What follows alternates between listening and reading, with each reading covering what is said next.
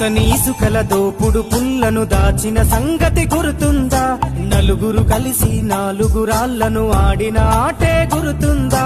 చిన్నతనమంటే కొంటతనమేలే, ఎన్ని ఏళ్ళైనా తీయని జ్ఞాపకమే. ఈ మానవ జీవన పయనంలో బాల్యం అద్భుతమే, మన బాల్యం అద్భుతమే. వీరి వీరి గుమ్మడి పండు వీరి పేరేమి?